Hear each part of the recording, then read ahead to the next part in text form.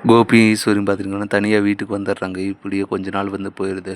இப்படியே அவங்க சந்தோஷமா இருக்கிற டைமில தான் பார்த்திங்கன்னா, ஈஸ்வரிக்கு வந்துட்டு தான் பேர பசங்க மேல ஒரே நெனப்பாவே இருக்குது. என்னதான் அவங்க தனியா வந்தாலுமே வந்துட்டு, அங்க இருந்தபோது கலகலன்னு சந்தோஷமா இருந்தோம். இங்க பாரு கோபி மூஞ்ச நானும் நான் மூஞ்சி கோபியும் பார்த்துட்டு தனிமையிலேயே இருக்கிற மாரியே இருக்குது. என்னதான் வாழ்க்கைடா அப்படின்னு சொல்லி ஈஸ்வரி வந்துட்டு இருக்கிற டைமில தான் இனியா வராங்க. அங்க வந்தவங்க பார்த்திங்கன்னா, கோபிக்கும் இனியாவுக்கும் சாக்லேட்டெல்லாம் குடுத்துட்டு, "என்னடா திடீர்னு சாக்லேட்டெல்லாம் குடுத்துருக்க? என்ன விஷயம் குழந்த?" அப்படின்ற மாரி கோபி கேட்க, "இல்ல டாடி எனக்கு வந்து வேலை கிடைச்சிச்சு" அப்படின்ற மாரி சொல்றாங்க. இத கேட்ட உடனே கோபி பார்த்தீங்கன்னா ரொம்ப சந்தோஷப்படுறாங்க. ஈஸ்வரியும் வந்துட்டு ரொம்ப சந்தோஷப்படுறாங்க.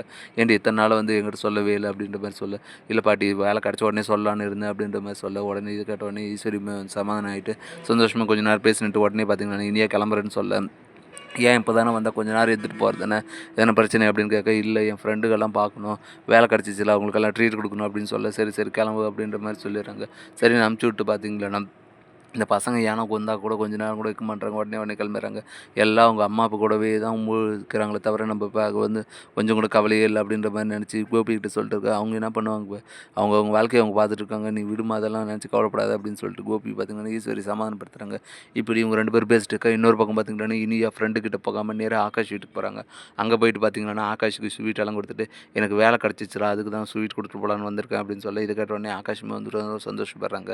"உன் படிப்பு என்ன ஆச்சு? என்ன?" அப்படின்ற மாரியெல்லாம் இனியா கேட்க, "இல்ல கலெக்டர் எக்ஸாம் எல்லாம் பாஸ் பண்ணிட்டேன். ட்ரைனிங்கும் ஓரளவுக்கு நல்லபடியா முடிஞ்சிச்சு. இன்னும் போஸ்டிங் வரது தான் பேலன்ஸு. அது வந்துச்சுன்னா கலெக்டர் ஆயிருவேன்." அப்படின்ற மாரி சொல்ல, இத கேட்டவுடனே இனியாவுமே சொல்றாங்க. "சரி அப்பன்னா எனக்கு ட்ரீட் எப்ப?" அப்படின்னு கேட்க, "இல்ல அதெல்லாம் வேலை கிடைச்சதுக்கு அப்புறம் தரேன்." அப்படின்ற மாரி சொல்றாங்க. சரின்னு சொல்லிட்டு அங்க கொஞ்ச நேரம் பேசிட்டு இருக்க, அந்த டைம்ல பார்த்தீங்கன்னா செல்வி வேற, "இனியா பாப்பா எப்படி இருக்கீங்க? நல்லா இருக்கீங்களா? என்ன திடீர்னு இந்த பக்கம் வந்திருக்கீங்க?" அப்படின்னு சொல்லி கேட்க, "இல்லம்மா எனக்கு வேலை கிடைச்சிச்சு. அதான் உங்ககிட்டலாம் சொல்லிட்டு ஸ்வீட் கூட்டு போலாம் வந்திருக்கேன்." அப்படின்னு சொல்ல, "சரி அப்படியா ரொம்ப சந்தோஷம். அம்மாகிட்ட சொன்னீங்களா?" அப்படின்னு சொல்லி கேட்க, "இல்ல இன்னும் அம்மாகிட்ட சொல்லல. அம்மாவுக்கு வந்து இனிமேல் தான் போய் சொல்லணும். நேரா ரெஸ்டாரண்ட்டுக்கு தான் போறேன்" அப்படின்னு சொல்ல, "சரி வாம்மா நானும் வரேன்" அப்படின்னு சொல்லிட்டு பார்த்தீங்கன்னா 2 பேருமே ரெஸ்டாரண்ட்டுக்கு போறாங்க. அங்க போயிட்டு பார்த்தீங்கன்னா, பாக்கா கிட்ட இந்த நல்ல விஷயத்த சொல்லிட்டு இருக்க டைம்ல தான் பார்த்தீங்கன்னா 4 பேர் படபடன்னு உள்ள வராங்க. உள்ள வந்தவங்க பார்த்தீங்கன்னா, பாக்கியா கிட்ட "நீங்க வந்து இந்த ரெஸ்டாரண்ட்ட விக்கிற மாரி எதனா ஐடியா இருக்கா?" அப்படின்ற மாரி கேட்க, இது கேட்ட உடனே பாக்கியாவுக்கு பார்த்தீங்கன்னா அதிர்ச்சியா இருக்கு. "என்ன சார் திடீர்னு வந்து ஏதோ ரெஸ்டாரண்ட் விக்க போறீங்களா?" அப்படின்னு சொல்லி கேட்குறீங்க. "எதுக்காக? நல்லா தானே போயிட்டு இருக்கு இந்த ரெஸ்டாரண்ட். இது என்ன உங்களுக்கு பிரச்சனையா?" அப்படின்னு சொல்லி கேட்க, "இல்ல எங்க சார் வந்து இந்த ரெஸ்டாரண்ட்ட வாங்கலான்னு இருக்காராம். இங்க வந்து பெருசா வந்து ஒரு ஹோட்டல் ஆரம்பிக்க போறதா சொல்லிட்டு இருக்காங்க. அதனால தான் வந்துட்டு கேட்க வந்திருக்கோம். எதனா விக்கிற மாரி ஐடியா இருந்தாலோ, இல்ல வேற எதனா பிசினஸ் பண்ற மாரி ஐடியா இருந்தாலோ, இந்த ஹோட்டல வந்து எங்களுக்கே குடுத்துருங்க" அப்படின்ற மாரி சொல்ல, "சார் நான் இத விக்கிற ஐடியாவிலே இல்ல. நீங்க என்ன குடுக்குற லெவலுக்கு போயிட்டீங்க. அதெல்லாம் ஒண்ணும் இல்ல சார். எங்க எந்த பிரச்சனையும் இல்ல. ஹோட்டல் வந்து நல்லபடியா ரன் ஆயிட்டு இருக்கு. அதனால நீங்க இது ஆசையோட இங்க வராதீங்க" அப்படின்ற மாரி சொல்ல, இத கேட்ட உடனே பார்த்தீங்கன்னா, அவங்க டென்ஷன் ஆயிட்டு, "என்னது மேடம் இப்படியெல்லாம் பேசுறீங்க? எங்க சார் எவ்வளோ பெரிய ஆள் தெரியுமா? இந்த உலகத்திலேயே எத்தன பிரான்ச் வச்சிருக்காரு தெரியுமா? அப்படி இருக்கும்போது அவர் கேட்டு நீங்க மறுக்கிறீங்கன்னா, உங்களுக்கு என்ன கொழுப்பு இருக்கும்?" அப்படின்ற மாரி சொல்ல, இத கேட்ட உடனே பாக்கிய பார்த்தீங்கன்னா செம்ம டென்ஷன் ஆயிடுறாங்க.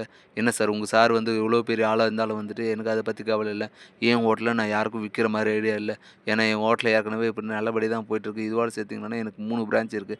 அப்படி இருக்கும்போது நான் எதுக்காக விக்கணும்? நல்லா ஓடிட்டு இருக்குது ஹோட்டலு. உங்க சாருக்கு வேற எதனா ஹோட்டல் இருந்தா போய் பாருங்க. குடுக்குறவங்க யாரான்னு இருந்தா கேட்டு வாங்கிக்கங்க. நான் என் ரெஸ்டாரண்ட்ட குடுக்குற மாரி ஐடியா இல்ல." அப்படின்ற மாரி சொல்லிட்டு பார்த்தீங்கன்னா, பாக்கியாவும் பார்த்தீங்கன்னா கோவமா சொல்லிடும். இத கேட்ட உடனே சரி அப்படியா நான் பார்த்துருங்க அப்படின்னு சொல்லிட்டு பார்த்தீங்கன்னா, அவங்களும் கிளம்பி போயிடுறாங்க. இப்படி தான் வரப்போற எபிசோட் வந்து போப்போது. அடுத்து என்னலாம் இன்ட்ரெஸ்டிங்கா நடக்க போகுதுன்றத நம்ம பொறுத்திருந்து தான் பார்க்கணும். மேலும் இது போன்ற அப்டேட்ஸ் தெரிந்து கொள்ள மறக்காம நம்ம சேனல சப்ஸ்கிரைப் பண்ணிருங்க. கூடவே பெல் பட்டனையும் அழுத்துங்க. அப்பதான் நான் போடுற ஒவ்வொரு வீடியோ உங்களுக்கு நோட்டிஃபிகேஷன் வரும். Thank you.